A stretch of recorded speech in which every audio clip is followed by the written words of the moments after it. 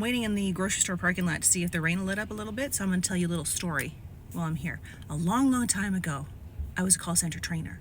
And every couple of days during training, I would send the trainees out into the call center floor so they could listen to calls. They would experience the job, what they just learned, they get to see it in action. During that time, some facilitators would prepare for the next day, brush up on their lesson plans, organize the classroom, but a seasoned, experienced training professional like myself would use that time to play games on my computer. I was co-facilitating this particular class. My co-facilitator and I, while the class was out, started playing a game on Yahoo Games called Text Twist. You've seen a million versions of this game. You get a bunch of letters, you gotta type in as many combinations of words as you can before the time runs out. So we are killing it.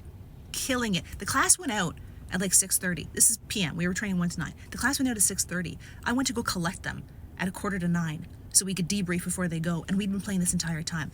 During the time where I had to go collect the class and debrief, I left my partner all by himself. He was the trust I put in that person during that time.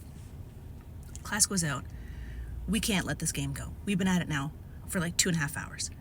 So we call our respective partners. I'm going to be late. There's a game of Text Twist going on. I'll explain later. Then we get this word. It's now like 9:30. We're tired. We're staring at it. We've been looking at letters for 3 hours, and we could not, for the life of us, figure out this fucking word. There was a C, there was an L. We tried every combination of letters and words we could think of. We couldn't get it. We're just staring at the screen, disappointed in ourselves because we can't figure it out, but proud because we got a high score. We've never been able to accomplish that type of scoring all the time, and we're watching our time just dwindle to nothing, and we're watching it go. When he looks at the screen, you could hear a pin drop in the room, and he says, Cornelius, and we just lost it. It is still, 20 years later, probably one of the best laughs I've ever had.